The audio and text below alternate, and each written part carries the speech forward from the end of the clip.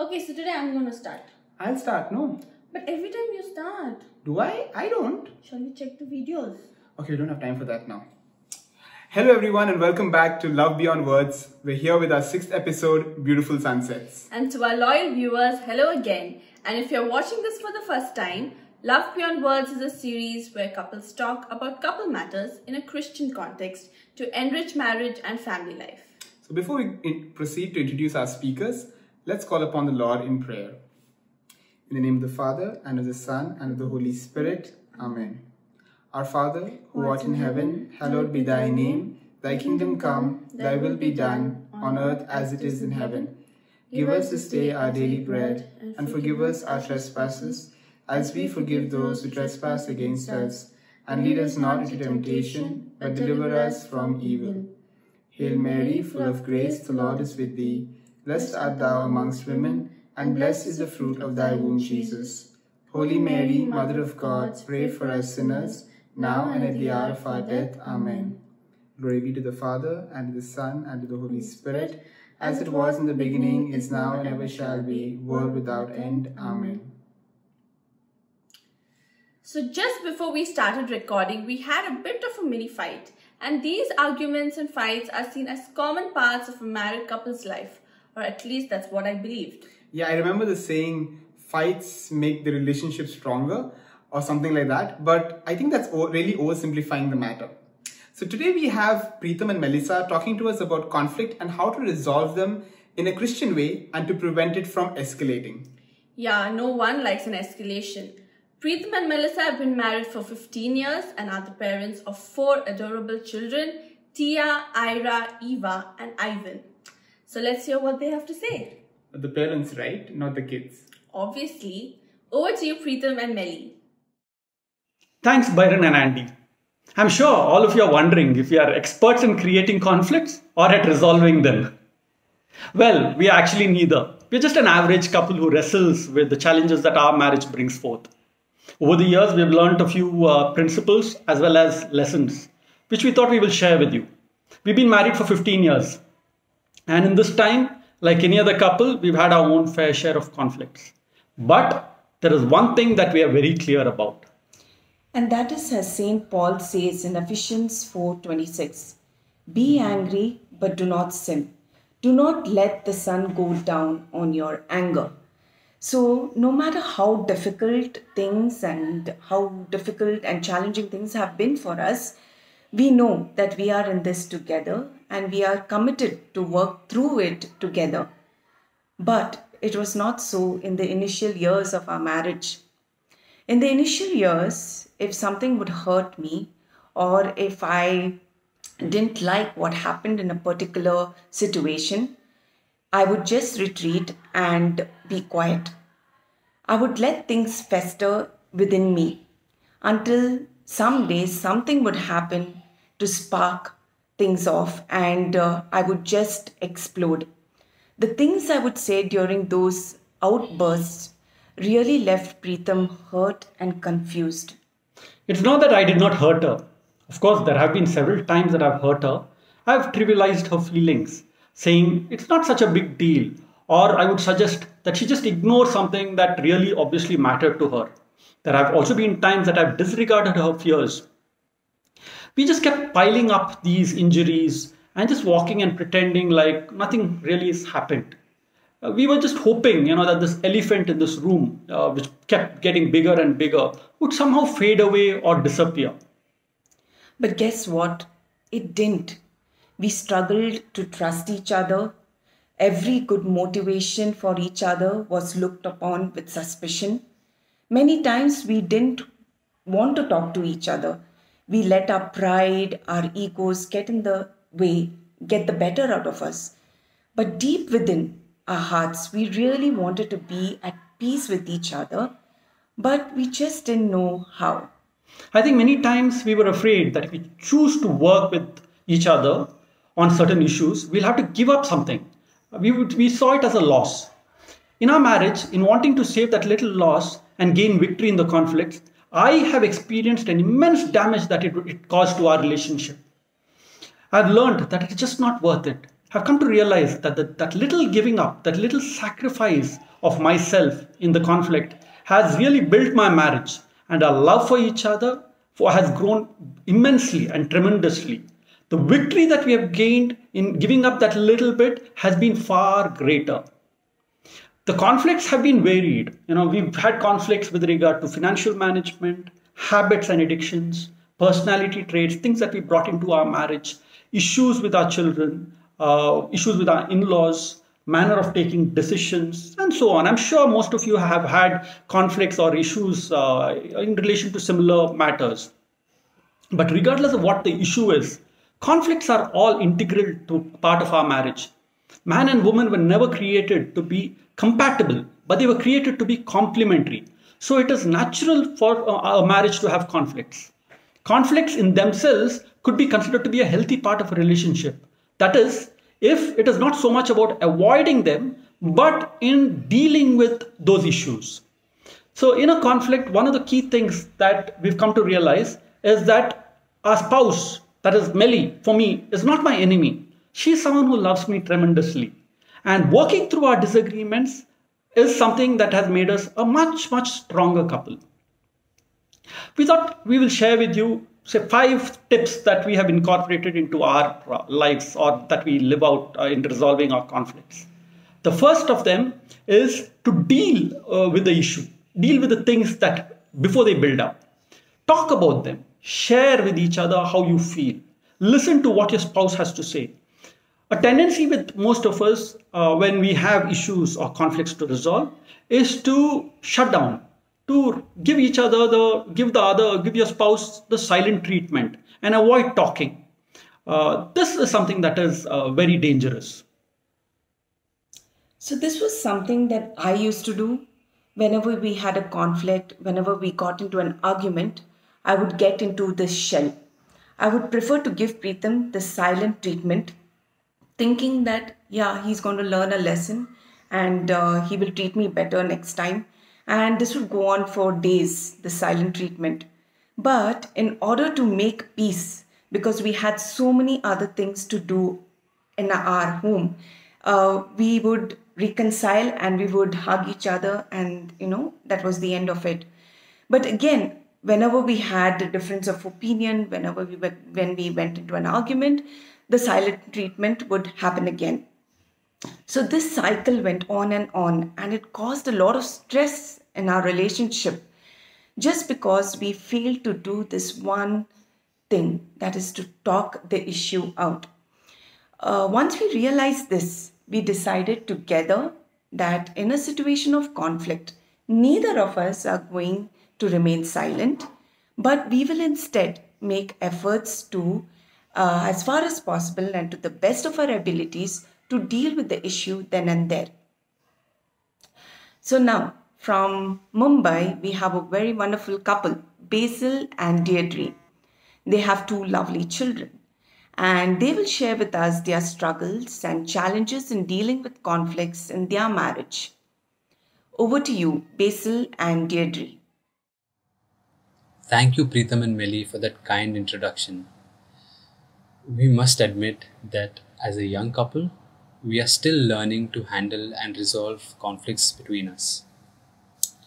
So over the past 5 years of our marriage, and even the 5 years that we dated prior to that, we noticed that there were certain stumbling blocks that came up when we confronted each other, either during an argument or post an argument.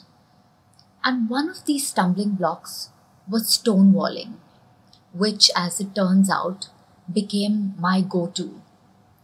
Now, as the name clearly suggests, stonewalling was basically me delaying confrontation or me evading Basil's pursuit to find out what has gone wrong and why I am so hurt. Now, this wouldn't necessarily be during or post an argument.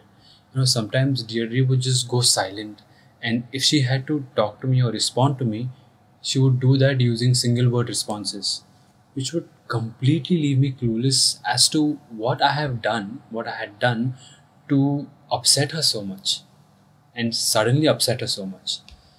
I wouldn't even finish telling her, "Are you okay?" And she would bluntly respond saying, "I'm okay, nothing is wrong." And every time she would do that, it would really drive me insane because I know that she's not okay and I know that something is wrong. What would really irritate me more is that she would be okay with everyone else, but with me, she would give me a cold shoulder. That led me to feel deeply rejected and hurt, which then resulted in me not bothering next time I see or I felt that she's upset with me. I wouldn't bother to go and talk to her about it. So, over the years, Basil has constantly brought this to my notice, and I have had to work really hard to break this habit. I must admit, it was and it still is very difficult for me. But now I am able to at least tell him that I am open to speaking at maybe a later time or something to that effect without shunning him out completely. Another thing that turned out to be a stumbling block for me is not giving her the space or the time, in the sense that if we ever had an argument or a disagreement, I needed it to be resolved at that point of time. So I would keep approaching her time and again to get her to tell me what is troubling her. But actually, in effect, it led me to push him further away because it would really irritate me and anger me that he couldn't understand that I needed time and space to process what had happened. So it led me to further stonewall and thus continued a vicious cycle of misunderstanding, anger, and hurt. We have managed to dent this cycle through persistent communication, forgiveness, and actively working towards not making the same mistake or repeating the same behavior. It has also taken many prayers and graces from God to reach where we are when it comes to a conflict resolution. We still struggle, we are still learning how to manage our conflict resolutions better. So that's it from us. Back to you, Preetham and Melly. Thank you, Basil and Gatry. So now coming to the second tip, be objective. Focus on the real issue. Take a step back from your emotions and talk about the real issue. It's good to have common goals and work backwards to what you really want to achieve during the discussion. But most importantly, before you start, it's important that both of you acknowledge that you're struggling in that particular issue. There is this one issue that Melly and I struggled with during the initial years of our marriage. While I was a stickler for time and preferred to be at a particular place before the appointed time, probably a few minutes before the appointed time, Melly was a lot more laid back. Because of this, there used to be a lot of conflicts between us during the initial years of our marriage. And every time we discussed this issue, I would get very emotional. And invariably, I would mock her and I would judge her. This would cause a lot of pain to her, and we never really got down to resolving the issue because of this. And it just kept getting worse. Not the issue in itself, but the bickering between us. But when we did finally get to talking about it objectively, acknowledging each other's struggles and weaknesses, and outlining what each of us desired to achieve from that discussion, we were able to recognize what each of us needed to work on in this particular area. What I realized is that I need to be sensitive to each of those issues that are connected with our tardiness or our ability to really be on time. I needed to develop on my patience. Things such as making sure that the children are ready, organizing food, supporting Melly in doing all that was something that I needed to be more sensitive to. As regards Melly, she realized that all that she had to do was keep her eyes fixed on the clock, making sure that she's able to achieve all that we are looking to achieve. But that is just making sure that we are walking out of the house before the specified time. So we were finally able to work on that and achieve that. The third tip that I want to share with you is during a discussion that you're having to resolve a conflict, do not accuse each other. Do not accuse or accuse your spouse. That would actually put them in a corner. It hurts a relationship. It tends to put an image on your spouse that they're not liked so much, and the discussion is just about putting the blame on the other. It's important that you be sensitive to the words that you use during your discussion. Words that are I in nature rather than you are more preferable. The term you actually puts in tends to denote a lot of accusations. What I would do when I come back home from work is when I would see the children, I would tell Melly, you have not put the children to bed. They're so late and you are being insensitive to the time and so on. I would just use the you words constantly. But when I changed this and I started saying, Melly, I would be happy if you put the children to bed as they'll need to get up early. The whole understanding, the way we started looking at the issue and the way Melly started understanding the issue changed tremendously. So there's something else I would like to add to this tip is when it comes to accusations, one of the things that I would do, and which I'm sure many of us women do, is to vividly remember the past mistakes of our husband and promptly speak about them during our present conflicts. And so when I brought up the past, whenever I would bring up the past in a conflict, that would be the end of our conversation. Both of us were left hurt. So we need to be mindful to keep our conversations fixed to the current problem, and we should try to not bring up those instances where we have been unhappy with our spouse. Many things in the past are just that, it's just history and there is nothing we can do about it. So keeping a checklist of past mistakes is not going to help our relationship, and it is not going to help us solve a conflict or an argument. The fourth tip that we would like to bring to you is to be open to correction and don't go on the defensive. We should know that our spouse wants to help us and that we too can help our spouse. I struggled in this area for a very, very long time. Any correction I would receive from Preetham, in my mind, it would be like, okay, he's trying to put me down and he thinks that, I can't do things well. I also had this issue of my own self-image that no matter what, I need to be this perfect wife, this perfect person in front of his eyes. And this attitude closed my mind to receive correction, and I would always go on the defensive to prove to him that yes, I am this right person, I am this right wife for you. And I realized that I was so wrong. Yes, things are different now, but what I'm trying to say is, let us be open to receive correction as constructive criticism, as look at it as, how can I be a better wife? How can I be a better mother? How can I be a better parent and a better husband-in-law, rather than viewing it as, they are putting me down. They think that, I'm good for nothing. I'm useless. Yeah. And we will move to the fifth point, and that is forgiveness. No matter how hard two people try to love each other and try to please each other, they will always fail. With failure naturally comes hurt, and the only solution to hurt is forgiveness. When you know that you have made a mistake, make an effort to not let your pride come in the way of saying, I am sorry. The most loving words in a marriage is I love you, yes, but the next is I am sorry.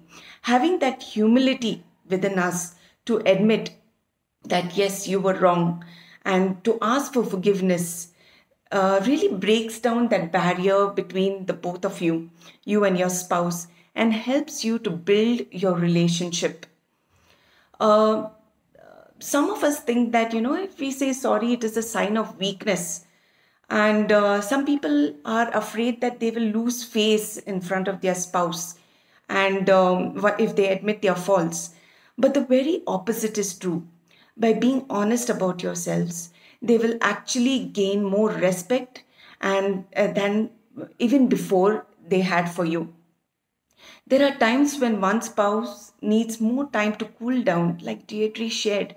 She needs time to figure things out, to conceptualize things, to understand why things are happening this way. So in the same way, you give your spouse the time and the space they require. But remember, don't leave the issue unresolved. And in all this, let us look to the Lord to hold us together. Let Him be involved through whatever we as a couple and the both of us are going through and facing at the moment in our marriages.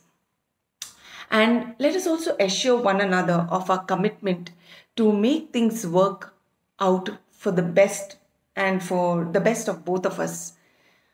Now we have with us a lovely couple from Mumbai, Leno and Rupa, who have been married for 21 years, who will share with us how they have worked together to have many beautiful sunsets in their marriage.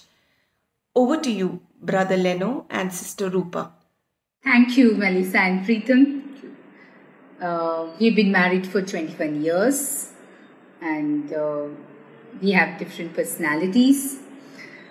So in the initial years of our marriage, we too had a lot of differences. We had to face a lot of differences and there was a lot of scope of conflict too, because Leno was a perfectionist and I was someone who was happy getting things done. So there was a lot of time when we had our differences, we had a lot of hassles initially, isn't it, Leno? Yeah, but one thing that we kept uppermost in our mind and was important for us was that our relationship was important. True. It didn't matter who was right, and so the reason for the conflict always took second place. Our relationship was the first thing, and we maintained, if we had to get our relationship strengthened in marriage, that's the only way out, and so we did that. Okay, there's one beautiful thing I've learned from Leno, out of the many things I've learned from him, that is the meaning of understanding. So he used to be very clear on this, that the meaning of understanding is to make what is important to the other matter to yourself. Like for example, Leno is a perfectionist. He has a way of doing certain things. I started doing things the way he would like it to be done, rather than sticking to my old ways of doing things. And that has really helped us. In fact, over this 21 years, I would say we have rather lived out this, counting the other better than oneself. And this has truly helped us to overcome these conflicts which can just go on and on and on. True. So looking back, I can say that it is only His grace that has enabled us to do it, and our willingness to place the interest of the other over ourselves, or even every circumstance or situation that has helped us resolve conflicts the way it should be. Yes. Thank you, Melissa and Preetham, once again. Thank you. Thank you, Leno and Rupa. So, in conclusion, when issues do arise, which they obviously will, and you're potentially looking at a conflict in your marriage, remember these 5 things that we spoke about. 1, deal with it. Do not brush it under the carpet and just assume that it will somehow disappear. It's important that you talk about it. 2nd, when you do speak about it, be focused and be objective in your discussions. Do not let emotions override your discussions. 3, avoid accusatory language or bringing up past instances. Use words such as such as the examples that we gave you. 4, always be open to correction. Know for a fact that your spouse loves you and receive that correction as constructive criticism. 5, be quick to forgive. In all that you do, bring the Lord in your presence and ask for forgiveness.